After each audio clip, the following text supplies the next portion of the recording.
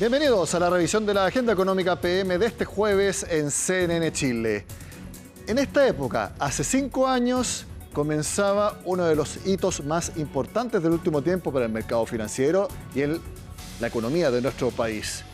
El primer retiro de fondos. Si ustedes han visto el programa durante ese periodo, saben que cuando hablo de un hito importante, no me refiero a un hito positivo, sino que es a un hito muy negativo para el desarrollo económico de nuestro país y todo lo que hemos visto en este tiempo.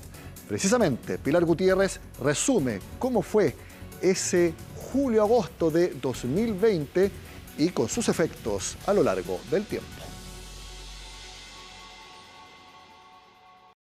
Los senadores de la República han aprobado hoy día la idea de legislar el retiro del 10% de las AFP. Se aprueba en la Cámara de Diputados el retiro del 10% de los fondos de las AFP. 23 de julio de 2020 y con amplia mayoría la Cámara aprobaba el primer retiro del 10% de los fondos de pensiones. 116 votos a favor, 28 en contra y 5 abstenciones. Los desembolsos comenzaron tan solo una semana después. Y a una semana de esa aprobación ya estamos en este proceso extraordinario y único en la historia del sistema de pensiones. Extraordinario sí era, pero como demostró la historia, único no fue. Con una abrumadora mayoría, el proyecto de un nuevo retiro de un 10% de los fondos de pensiones fue aprobado con 130 votos a favor, 2 abstenciones y solo 18 en contra.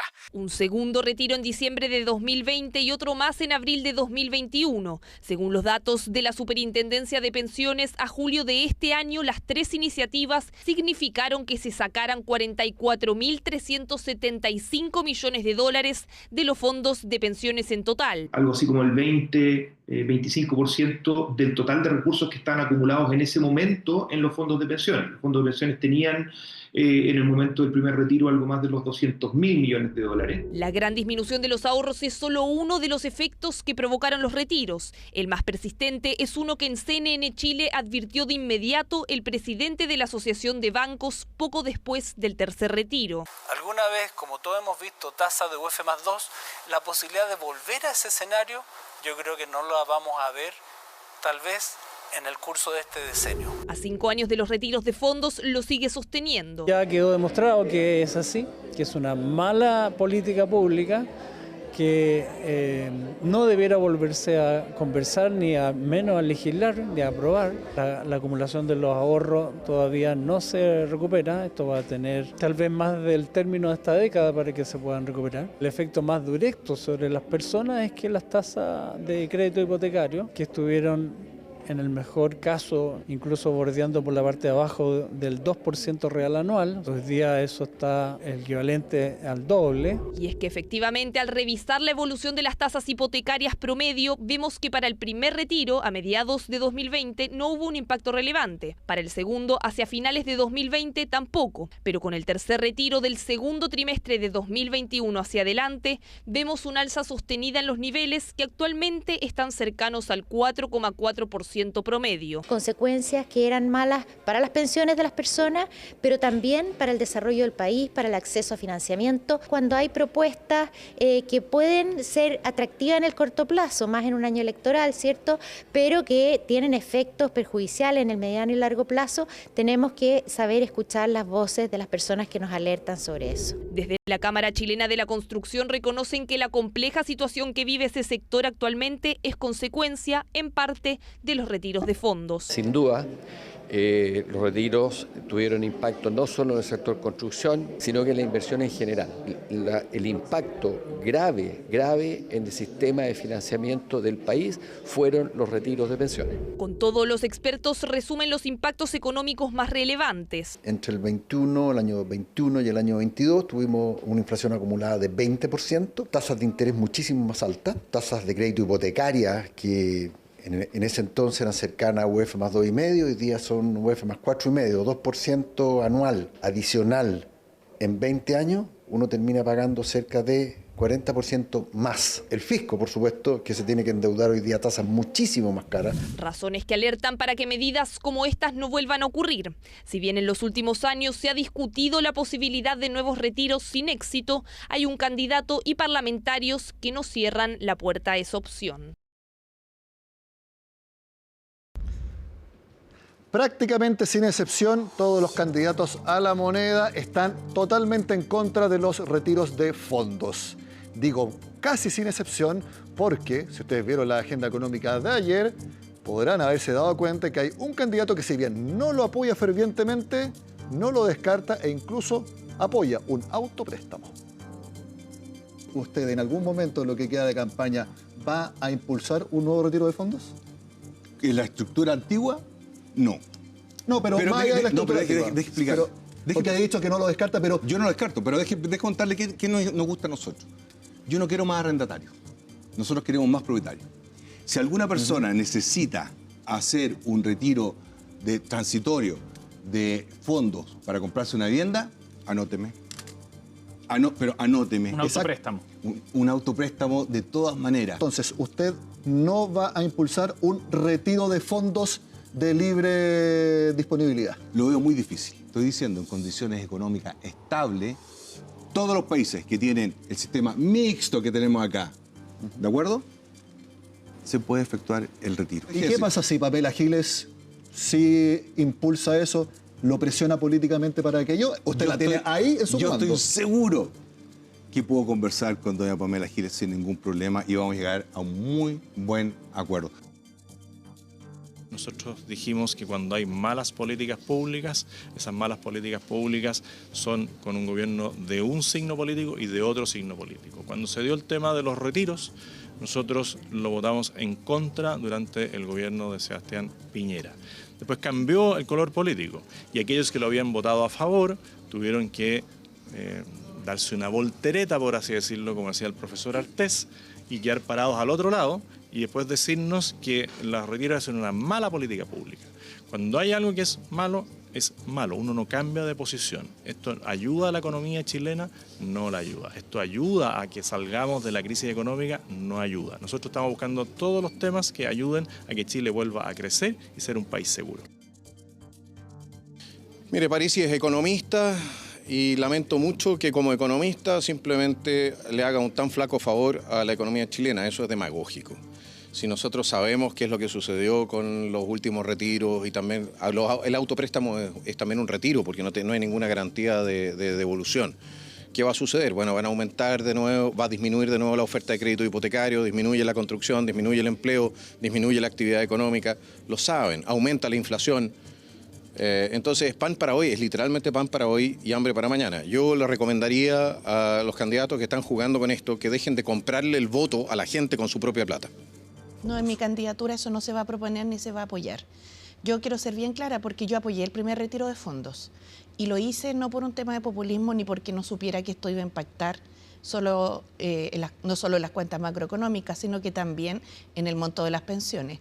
Lo hice porque estábamos en una situación crítica, con una pandemia tremenda, con gente que quedó sin ingreso y con un gobierno que fue el gobierno de la derecha que se demoró mucho en llegar con ayudas. Pero me parece que esa situación excepcional no es la que está ocurriendo hoy día. Si bien son importantes las opiniones de los candidatos presidenciales, aquí, si es que hay un nuevo proyecto de retiro de fondos, la opinión más importante es de quienes votan, los parlamentarios. Elizabeth Acosta nos muestra las posturas en este momento. Vuelve el fantasma de los retiros. El candidato del Partido de la Gente, Franco Parisi, no descarta un nuevo proceso o un autopréstamo desde los fondos de pensiones.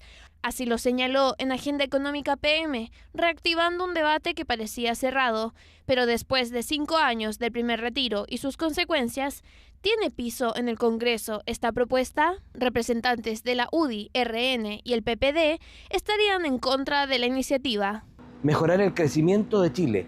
Esa es la forma de ayudar a los chilenos, no quitarle la plata de sus fondos para las pensiones. Yo creo que ese es un tema que no tiene piso político en la Cámara de Diputados, hay que decirlo con todas sus fuerzas.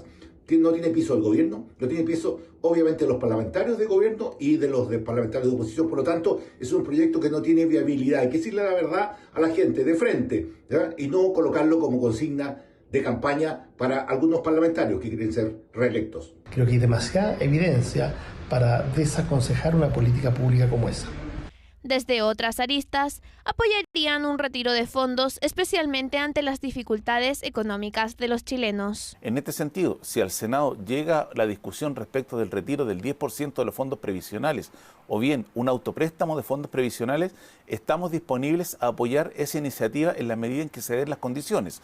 Estoy completamente de acuerdo y apoyo una iniciativa como esta. No solamente estoy disponible y a favor de un nuevo retiro del 10%, sino que espero además que estén a la altura y ahora sí que acepten un nuevo retiro de los fondos de pensiones. Los argumentos son variados en ambas posturas, dentro de los que incorporan las consecuencias de los retiros y las necesidades de las personas. Es probable que algunos de esos retiros se haya justificado en un momento muy particular de la economía, pero la suma de todos ellos lo que ocasionó fue una inflación muy alta y eso perjudicó a las personas más pobres. Los retiros le hicieron un grave daño a todos los chilenos y le seguirán haciendo daño a las personas cuando jubilen, cuando sus pensiones sean más bajas por culpa de ellos. Lo que tenemos que hacer hacia adelante es mejorar las condiciones económicas, mejorar las condiciones de empleo. En este sentido, hay que recordar que muchos chilenos y chilenas lo están pasando mal.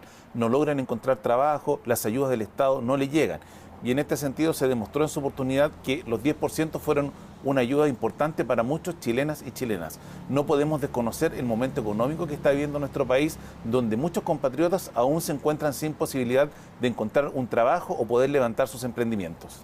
Porque hoy hay un alto nivel de endeudamiento en las chilenas y chilenos. Y es un hecho que cada vez que se han aprobado retiros de fondos, lo que ha ocurrido es que las familias han utilizado estos recursos para pagar sus deudas más apremiantes. Por ahora no existe un proyecto en tramitación en el Congreso, pero las menciones de un retiro abren la discusión que depende exclusivamente del respaldo que le otorguen los parlamentarios. En el mercado financiero, por supuesto que conocen de primera mano el impacto que tuvo haber retirado del sistema más o menos 45.000 millones de dólares. Sin embargo, con el tiempo se han ido recuperando los fondos de pensiones. El mercado, por un lado, no se ha visto tan afectada, pero probablemente sin los retiros sería mucho mejor. Salieron más de 50.000 millones de los retiros de la AFP, si es que a esto le sumamos también los apoyos estatales. Fue un cóctel que lo que hizo fue aumentar mucho la inflación, con esto subió la UEF, se depreció el dólar y esto tuvo implicancias en el IPSA, que como decía anteriormente, están máximos en pesos, pero en dólares todavía le falta mucho. Las empresas están teniendo utilidades positivas, lo cual podría dar buenas proyecciones a futuros, pero sin duda que esto está dependiendo mucho del contexto político. Como se los hemos contado, se duplicaron las tasas hipotecarias debido a los retiros de fondos, específicamente el tercero, y eso sigue hasta hoy.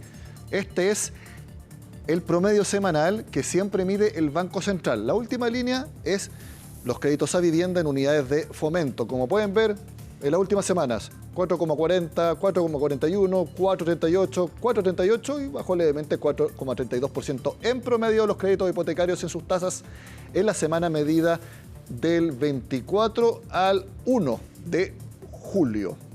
De agosto, perdón. Sí, de agosto. Las tasas de consumo siguen cayendo, fíjense, acá, veamos acá. 19,84% en promedio, bajaron respecto a la semana anterior y están bastante menor que el 26% de hace 2 semanas medidas. Lamentablemente las tasas a las empresas, si bien habían bajado del 16 al 23 de julio, la semana siguiente tuvieron una alza de 8,68% en promedio.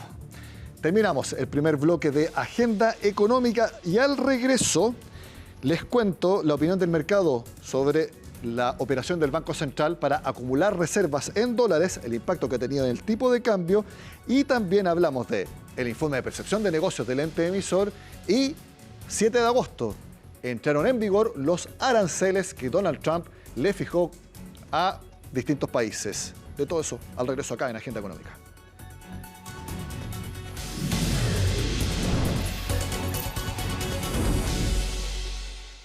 ¿Qué es lo que están viendo las empresas de distinto tamaño en nuestro país? Es lo que revela el informe de percepción de negocios del Banco Central, donde se destaca que los costos laborales siguen al alza. Hemos hablado de eso ante la debilidad del mercado laboral.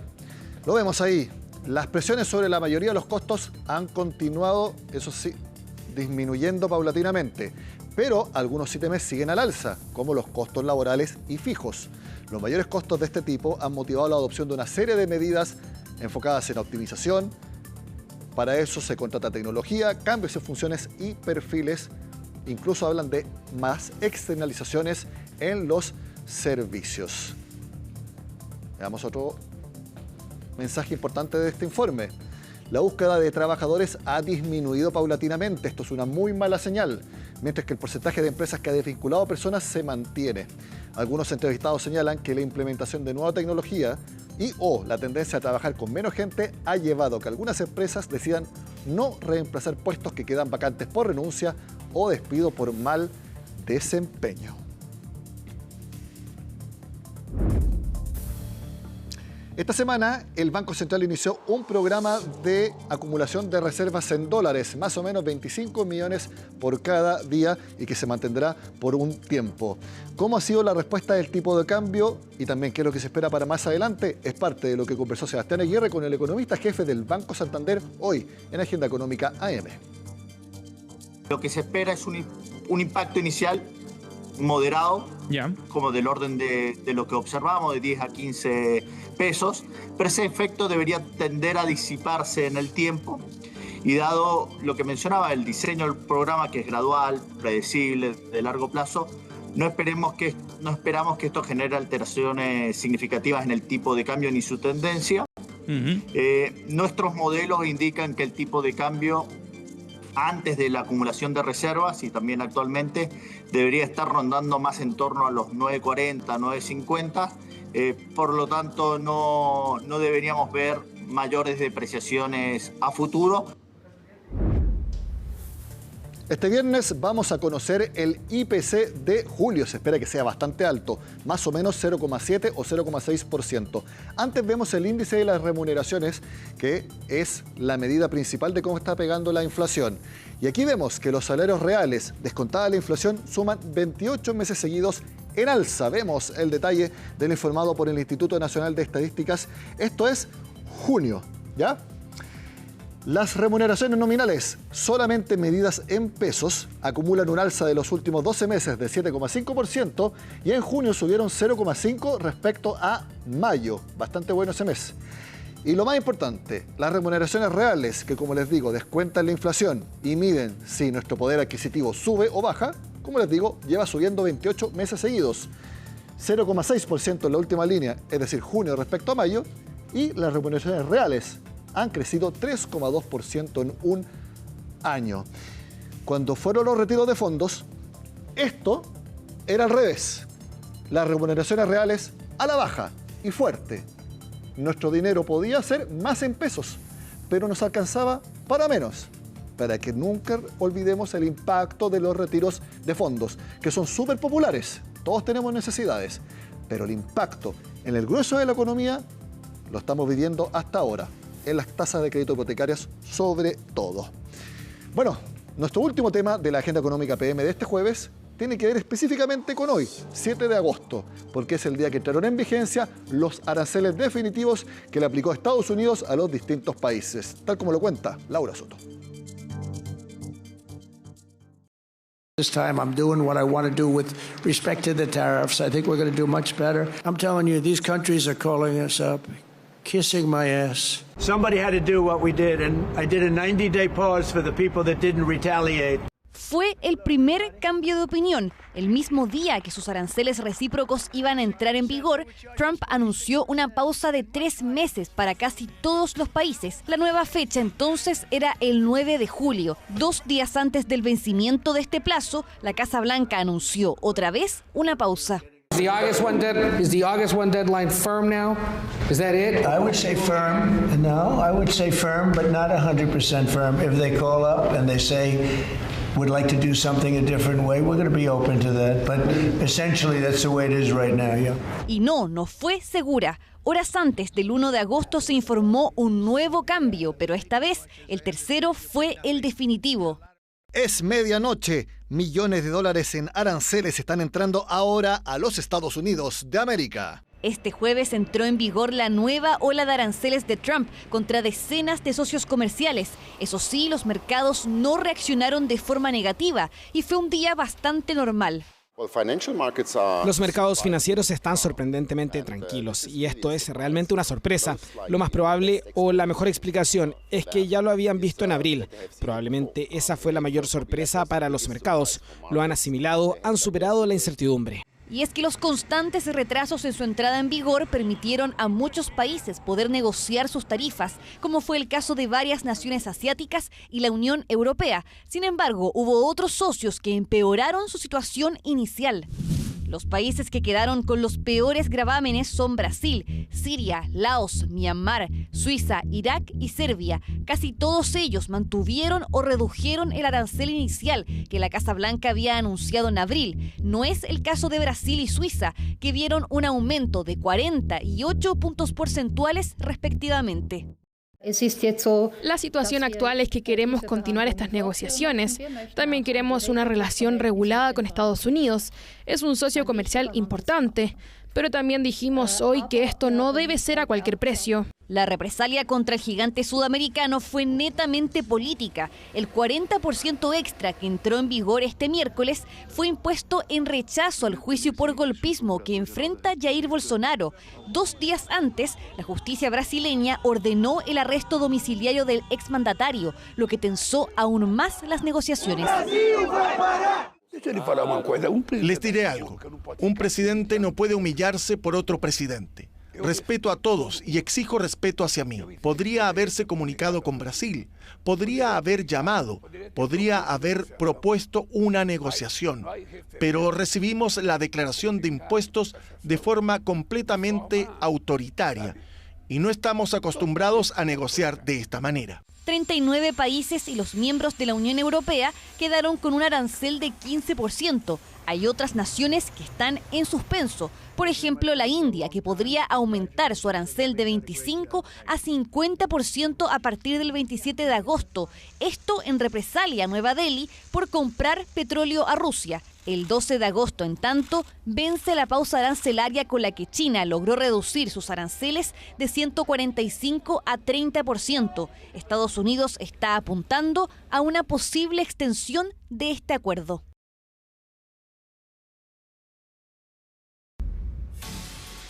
Termina de esta forma la agenda económica PM de este jueves. Yo me voy caminando porque ya viene CNN Prime.